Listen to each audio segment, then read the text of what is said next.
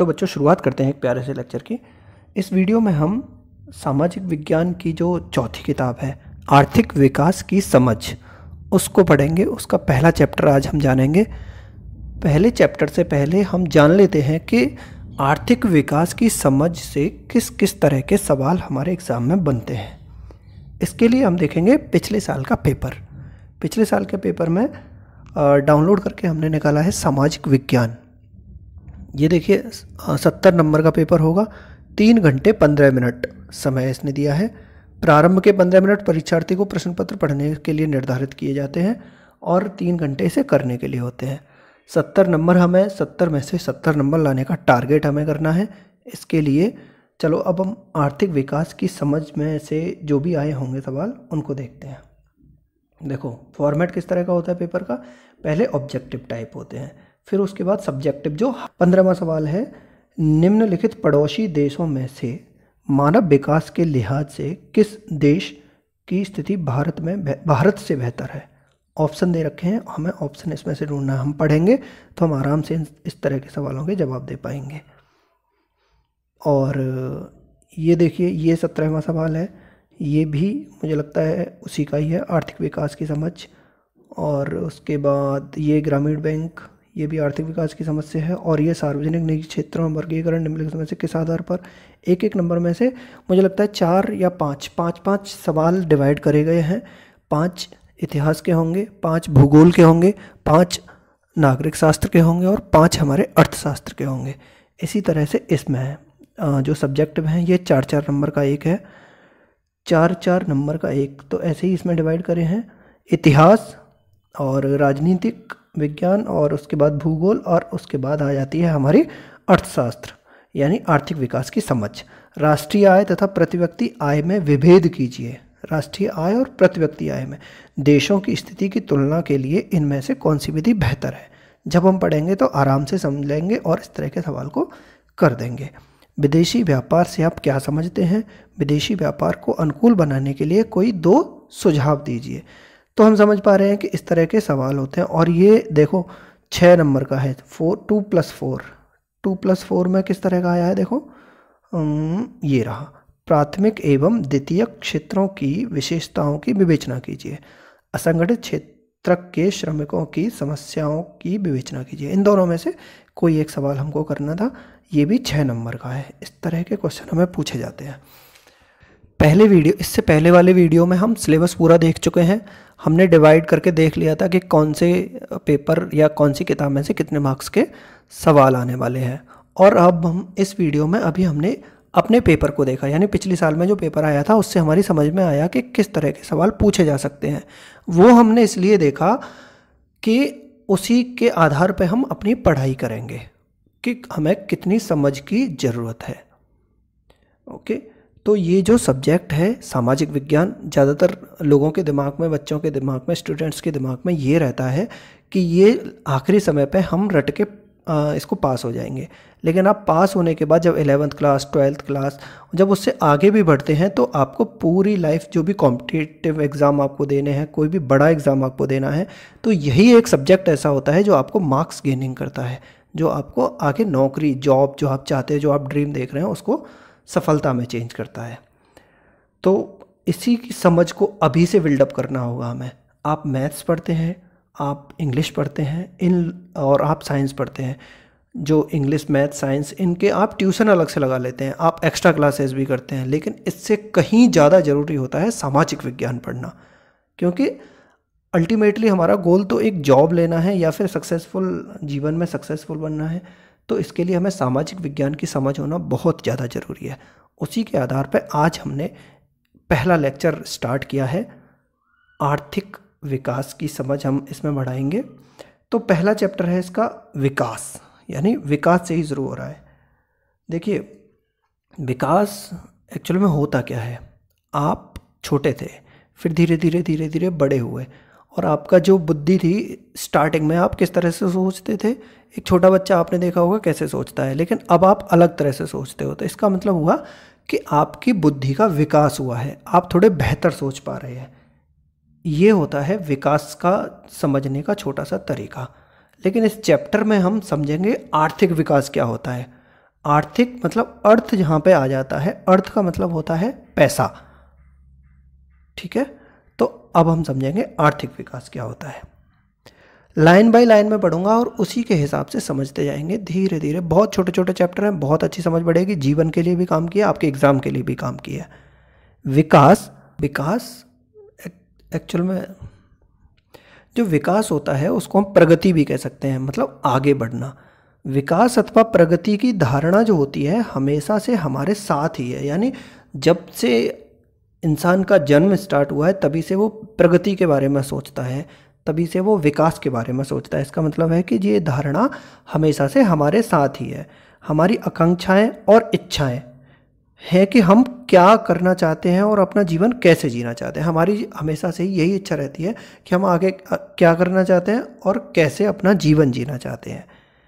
इसी तरह हम विचार रखते हैं कि कोई देश कैसा होना चाहिए। देखो, एक तो इंडिविजुअल आदमी सोचता है कि उसको कैसे जीवन जीना है, उसको ये प्रगति कैसे हो सकती है, और इसी तरह हम ये भी सोचेंगे कि एक देश कैसा होना चाहिए, यानी एक प्रगतिशील देश कैसा होना चाहिए।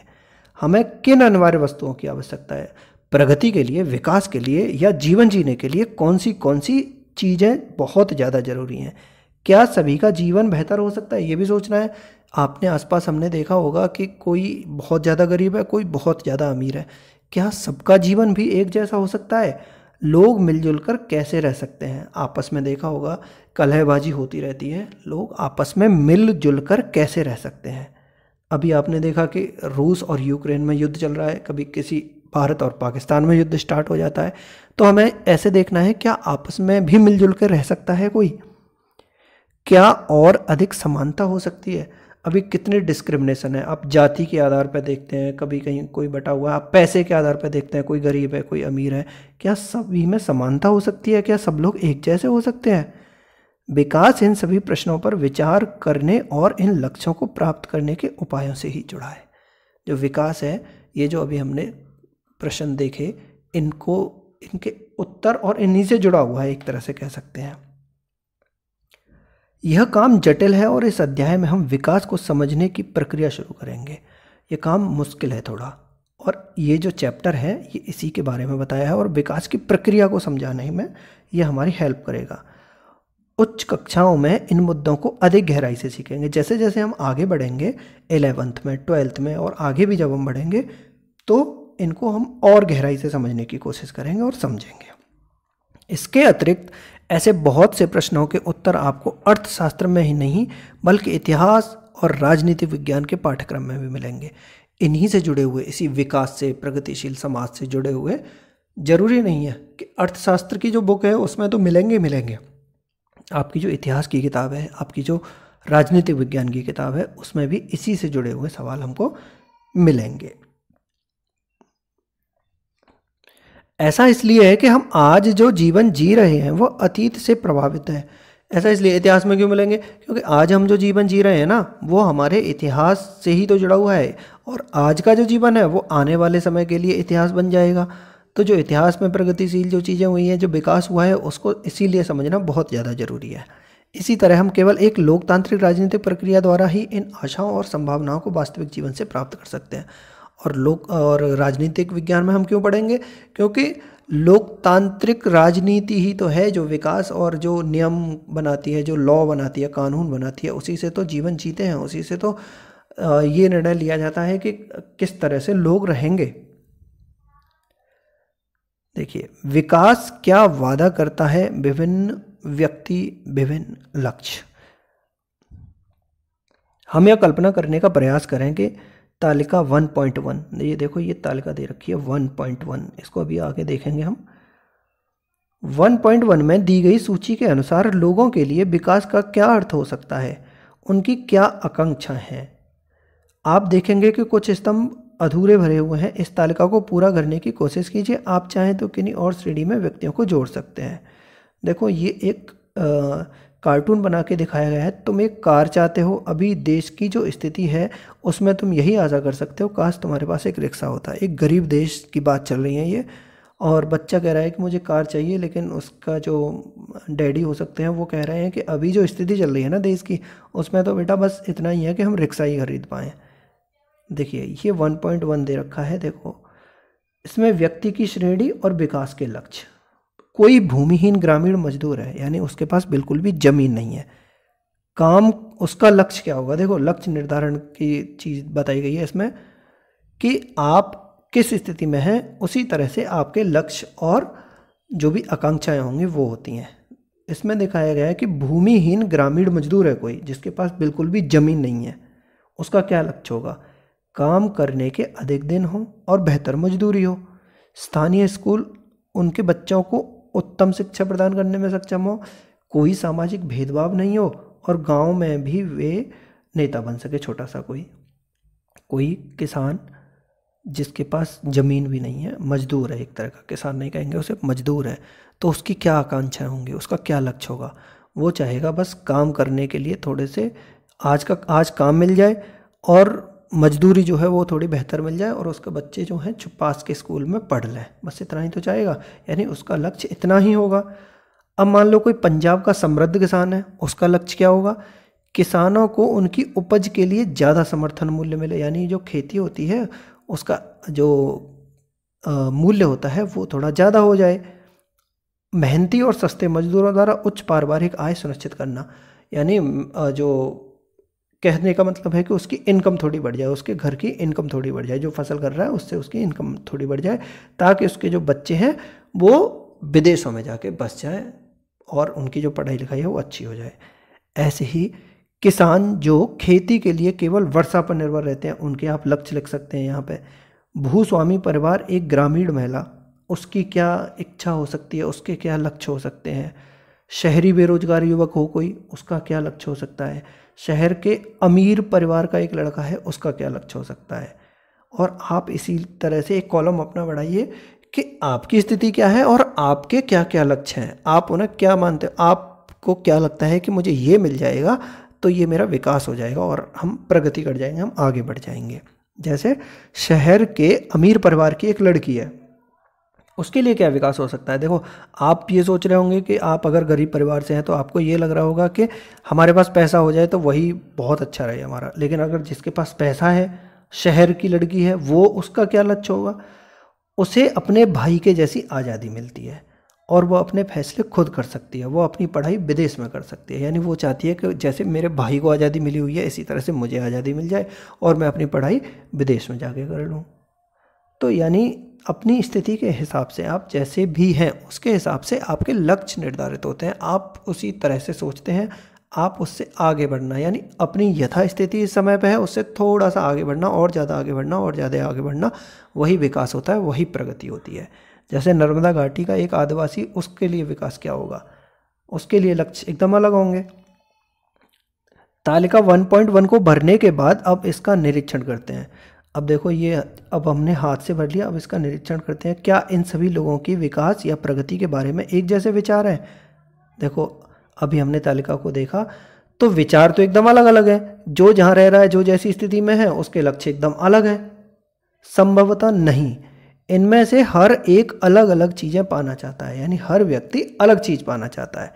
वे ऐसी चीज़ें चाहते हैं जो उनके लिए सर्वाधिक महत्वपूर्ण है, जो अभी सबसे ज़्यादा ज़रूरी है, उसकी इच्छा उसी को पाने की है, अर्थात वे चीज़ें जो उनकी आकांक्षाओं और इच्छाओं को पूरा कर सकें, वही उनके लिए लक्ष्य है एक तरह का। वास्तव में कई बार दो व्यक्ति या दो गुट ऐसी चीज़ें चाह सकते हैं जिनमें परस्पर विरोध हो सकता है, यानी आप कुछ चाहते हैं, आपका दोस्त कुछ चाहता है, या दो व्यक्ति अलग अलग हैं उनमें विरोध भी हो सकता है। आप ये नहीं समझेंगे कि आप ये ना सोचें कि एक आदमी ये चाहता है तो दूसरा आदमी के लिए यही बेहतर होगा। देखो अभी एग्जाम्पल से समझेंगे।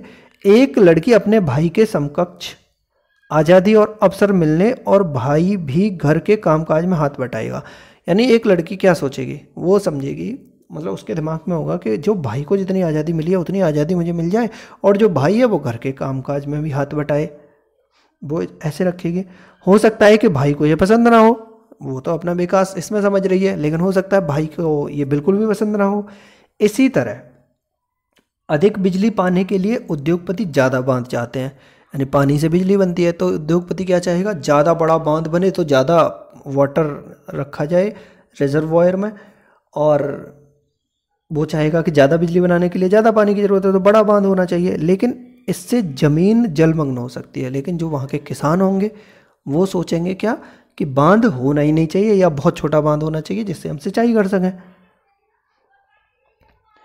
देखो, लेकिन इससे ज़मीन जलमग्न हो सकती है और उन लोगों का जीवन अस्त व्यस्त हो सकता है और बेघर हो जाएंगे। जैसे कि आदिवासी लोग होते हैं, जो पानी जाता है एक नहर में, जब बांध लगता है बड़ा, उसी से तो बिजली बनती है पानी से।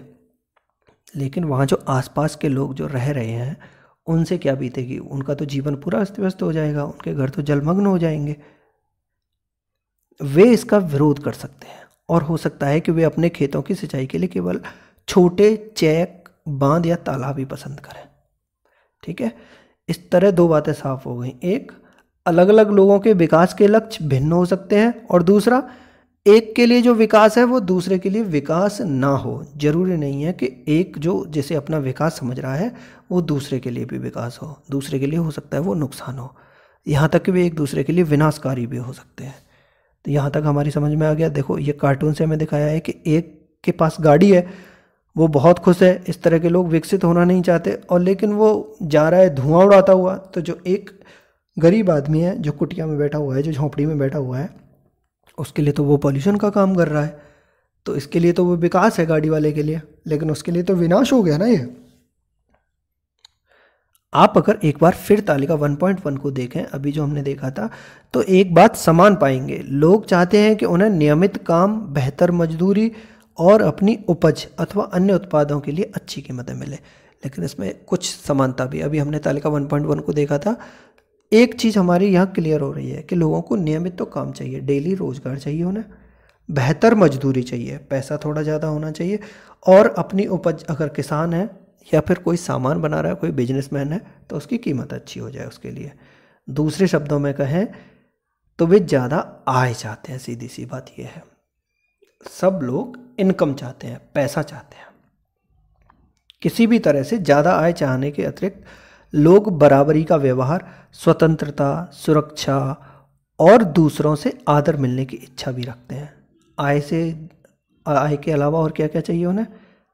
बराबरी का व्यवहार चाहिए, यानी आपस में समानता हो, एकदम स्वतंत्रता हो, कोई किसी से ज़्यादा मतलब कह सकते हैं कि कोई आप काम कर रहे हो तो आपको बार बार ना रोका जाए उस काम के लिए। दूसरों से आदर मिलने की इच्छा, यानी जो दूसरे हैं उनसे हमें रेस्पेक्ट भी मिले और हम भी रेस्पेक्ट करें एक दूसरे की। वे भेदभाव से अप्रसन्न होते हैं, यानी हर इंसान भेदभाव से अप्रसन्न होता है। ये सभी महत्वपूर्ण लक्ष्य हैं, बल्कि कुछ मामलों में ये अधिक आय और अधिक उपभोग से अधिक महत्वपूर्ण हो सकते हैं। कुछ मामलों में क्या होता है, ये इनकम से भी ज़्यादा जरूरी हो जाते हैं कभी कभी। कौन से? बराबरी का व्यवहार, स्वतंत्रता, सुरक्षा, दूसरों से आदर मिलने की इच्छा। क्योंकि जीने के लिए केवल भौतिक वस्तुएं ही पर्याप्त नहीं होती हैं। कुछ ये चीज़ें हमको मानसिक सुख देती हैं। भौतिक चीज़ें तो हमें हो सकता है कि हमारे शरीर को और उसको आराम दें, लेकिन ये जो चीज़ें हैं ये हमारे मानसिक सुख देती हैं, तो आय से भी ज़्यादा जरूरी हो जाती हैं, आय से भी ज़्यादा महत्वपूर्ण हो जाती हैं कभी कभी। द्रव्य या उससे खरीदी जा सकने वाली भौतिक वस्तुएं एक कारक हैं जिस पर हमारा जीवन निर्भर है। देखो, द्रव्य क्या है? द्रव्य यहाँ पे पैसा, डायमंड, कुछ भी है जिससे हम कोई चीज़ खरीद सकते हैं, उसका नाम द्रव्य दिया है। उससे जो भी चीज़ हम खरीद सकते हैं वो भौतिक वस्तुएं होती हैं। कोई भी मटेरियल की चीज़ खरीद सकते हैं हम, जिस पर हमारा जीवन निर्भर करता है। जैसे कार है, टीवी है, बंगला है, कोई भी चीज़ है, भौतिक चीज़। लेकिन हमारा बेहतर जीवन ऊपर लिखी हुई अभौतिक वस्तुओं पर निर्भर करता है। लेकिन जो हमारा जीवन है जो बेहतर कैसे होगा, जी अभौतिक चीज़ें हैं। अभौतिक चीज़ें जैसे लोग, बराबरी का व्यवहार हो लोगों में, स्वतंत्रता, सुरक्षा, दूसरों से आदर मिलने की इच्छा, ये अभौतिक चीज़ें हैं। ये ज़्यादा निर्भर, हमारे जीवन इन पे ज़्यादा निर्भर करता है। अगर आपको यह बात स्पष्ट नहीं लगती है तो अपने जीवन में अपने मित्रों की भूमिका के बारे में जरा सोचिए। आपको उनकी मित्रता की इच्छा हो सकती है। इसी तरह और भी बहुत चीज़ें हैं जिन्हें आसानी से मापा नहीं जा सकता। अब देखो, इच्छा को माप तो कोई सकता नहीं है। आपकी चॉइस है कि आपका जो दोस्त है वो आपसे बेहतर यानी बहुत अच्छा मित्र हो, तो इसको नाप थोड़ी ना सकते हो कोई भी। तो हर चीज़ को मापा नहीं जा सकता है। उनका हमारे जीवन में बहुत महत्व है। इनकी प्रायः उपेक्षा कर दी जाती है। लेकिन यह निष्कर्ष निकालना गलत होगा कि जिसे मापा नहीं जा सकता उसका कोई महत्व नहीं है। ये चीज़ें हम ज़्यादातर इनके बारे में सोचते नहीं हैं, बस हम पैसे पैसे पैसे आय के बारे में सोचते रहते हैं। लेकिन ये बहुत ज़्यादा महत्वपूर्ण चीज़ें होती हैं। कोई चीज़ मापी ना जा सके उसका मतलब ये नहीं होता है कि ये जीवन के लिए उपयोगी नहीं है। देखो ये जो दिखाया है फोटो है नर्मदा नदी पर सरदार सरोवर बांध की ऊंचाई में वृद्धि के जो ऊंचाई में वृद्धि हो रही थी उसको रोकने के लिए लोग प्रदर्शन कर रहे हैं।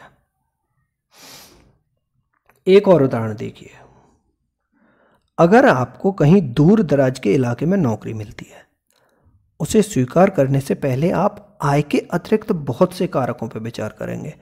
देखिए खाली इनकम की बात नहीं है, खाली पैसे की बात नहीं है। ये यहाँ पे ये समझाने की कोशिश कर रहे हैं कि आपको मान लिया दूर दराज के इलाके में नौकरी मिल जाती है तो खाली नौकरी नहीं देखोगे, आप आय से अलग अलग क्या चीज़ देखोगे, आपके परिवार के लिए क्या सुविधाएं उपलब्ध होंगी, वहाँ पे काम करने का वातावरण कैसा होगा, या सीखने के क्या क्या अवसर होंगे। नौकरी के लिए पैसे से ज़्यादा और भी चीज़ें ज़रूरी होती हैं। दूसरी नौकरी में यद्यपि आपको वेतन कम मिलता है लेकिन यह नियमित रोजगार हो सकता है। कोई दूसरी नौकरी ऐसी है जहाँ पे आपकी सैलरी कम है लेकिन वो ऐसी नौकरी है जहाँ से आपको कोई निकाल नहीं सकता, जैसे सरकारी नौकरी होती है।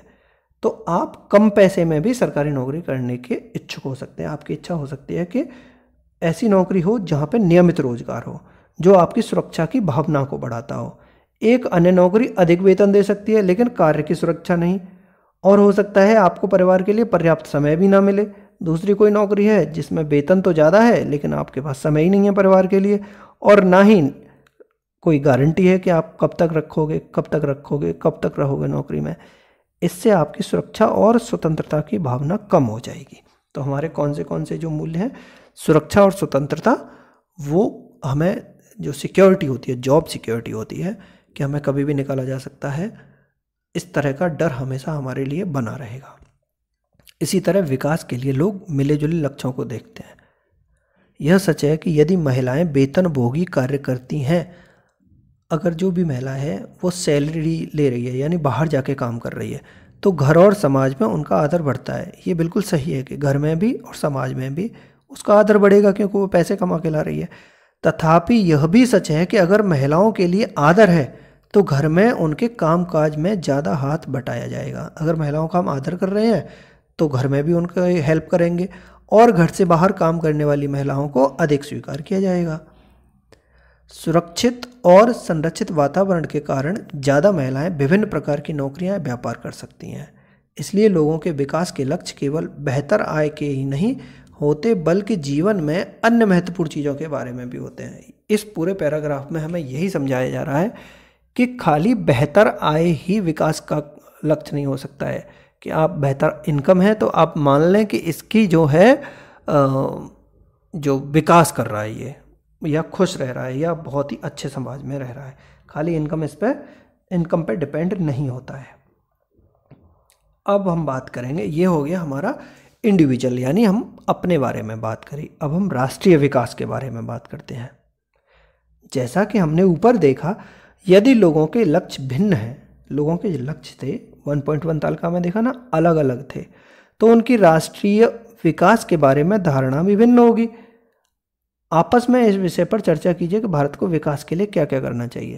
देखो जो जैसा है वो इस तरह से सोचता है। कोई गरीब है तो बस पैसे वाला बनना सोचता है, जो पैसे वाला है वो आज़ादी की बात करेगा या किसी और चीज़ की बात करेगा और आगे बढ़ने की बात करेगा। तो सबके लक्ष्य तो अलग अलग थे, लेकिन क्या जो राष्ट्रीय विकास है उसके भी लक्ष्य अलग अलग हैं, या फिर आप सोचिए, आप आपस में डिस्कस करके देखिए।